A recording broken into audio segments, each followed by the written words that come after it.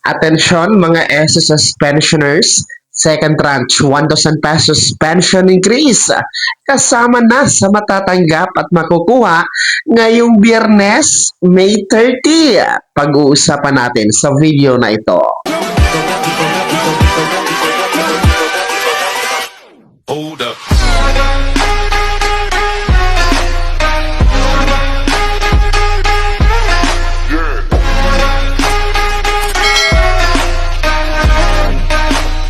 Hello mga ka-vlogs! Welcome dito sa aking YouTube channel. Magandang araw po sa lahat ng mga manonood. Saan po kayong dako sa mundo? Kumusta mga ka-vlogs? Eto ha, mga pensionado ng SSS, second tranche, 1,000 pesos pension increase, kasama na sa makukuha at matatanggap ngayong Biyernes, May 30, 2025. Mamaya-maya pag-uusapan natin. Pero bago ang lahat, kung bago ka pa lang dito sa aking YouTube channel o di kaya hindi ka pa nakasubscribe, abay, i-click nyo muna ang ating subscribe button na nasa baba. Huwag yung kalimutan na pindutin ang notification bell, ilagay niyo po sa all para naman updated ka sa lahat ng mga videos na aking i-upload. So, eto na nga po, no, makinig mga pensionado ng SSS, itong dagdag na 1,000 piso pension increase na second tranche. Isama na kaya sa makukuha at matatanggap. Ngayong Biyernes, May 30, well, kasi ngayong Biyernes nga po, May 30, ay magkakaroon na po ng pension crediting schedule ng ating mga first batch SSS pensioners. Yung merong date of contingency mula 1st to 15th day of the month.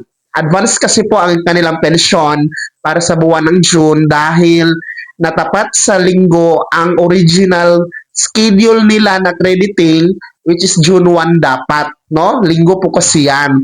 Kaya ngayong Biyernes po aatras since May 30 po ang pinaka last working day ni SSS. Kaya kasama na nga po sa katanungan kung kasama na ba ang dagdag na 1,000 piso pension increase o yung second tranche, no? Ngayong Biyernes na makukuha ng ating mga first batch. Well, una sa lahat, no, bago natin yan sasagutin, pakinggan muna natin ang pahayag ng ating SSS President, Mr. Joseph Declaro, hinggil sa usapin ng second tranche, 1,000 pesos pension increase. During the last administration, nagbigay ng increase ng 1,000 pesos the former president. And ang impact nito sa fund life ng SSS, biglang naging up to 2032 na lang at that stage. So, 14 years na lang ho ang buhay ng fund life ng SSS.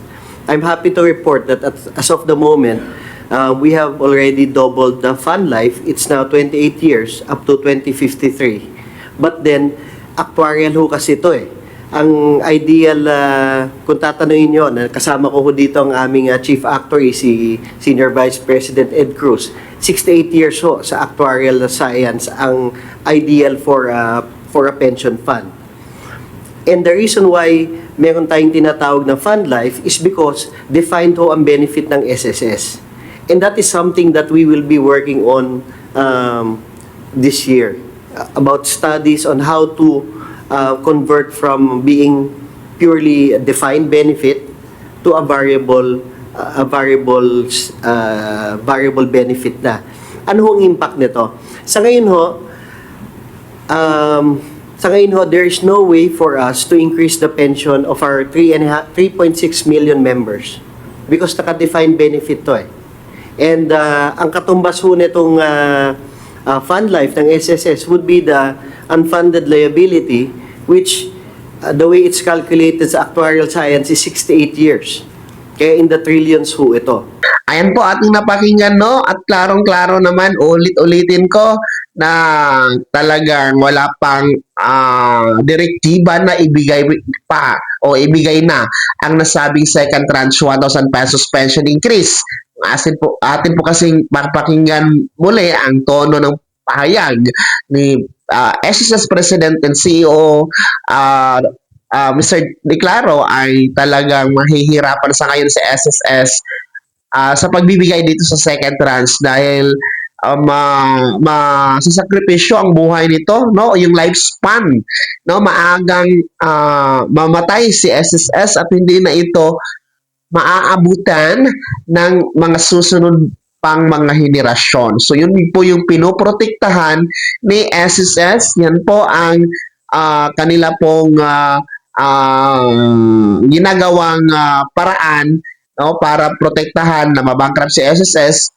Yung isa sa nakikita nila ay una, of course, hindi pa dapat ibigay ang second tranche, no, kasi nangangailangan yan ng more or less 42 billion pesos, no? And then pangalawa, yung pagpapatupad ng contribution increase since January 1, 2025, isa din yun sa nakikitang solusyon ng SSS na ma-extend pa ang buhay nito. Instead of 2032, ay magiging 2053 na po ang buhay ni SSS. So, sa katanungan na kasama na ba ngayong Bernes, May 30, ang dagdag na 1,000 piso na pension increase o yung second tranche, no?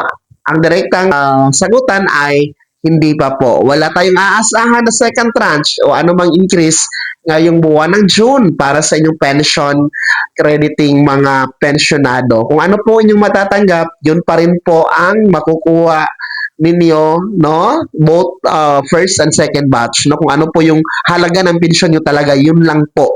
Wala nang iba pa, wala nang dagdag, ha? So, hindi lamang sa mga first batch, baging sa mga second batch. Ngayong Biyernes, May 30, mga first batch, ay wala tayong aasahan na second tranche, ha? Sana maliwanag tayo dyan para hindi po kayo aasa, hindi po kayo magkakaroon ng maling pag-asa, no? Lalong-lalo pa kung nakakapanood kayo ng mga maling impormasyon at nababasa nyo pa ang mga maling impormasyon na di umano ibibigay ng second tranche, yan po ay walang katotohanan at hindi po yan nanggaling sa SSS.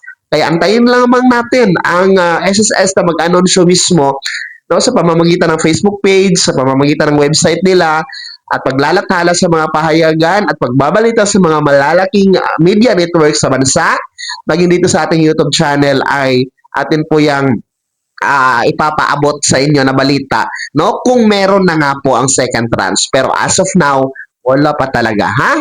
Nakakalungkot man pero wala pa talaga. So yan po ang pinaka-latest update sa second tranche 1,000 pesos pension increase. Kaya naman mga first batch SSS pensioners at mga second batch pensionado, ano po yung komento sa balitang ito, no? Ano po ang inyong panawagan sa ating SSS management at sa ating pamahalaan na hinggil sa second tranche? Ibahagi nyo po, i-komento sa comment section na nasa baba. Pakilakip ng buong pangalan at kung taga saan kayo. Bago ako magtapos sa video na to, kung gusto nyo pong sumuporta sa aking YouTube channel, maaari nyo pong i-click ang ating super thanks button na nasa baba. Sa mga gusto maging miyembro, pwede po i-click nyo po ating join button. Maraming perks dyan mga ka-vlogs. Be my member now.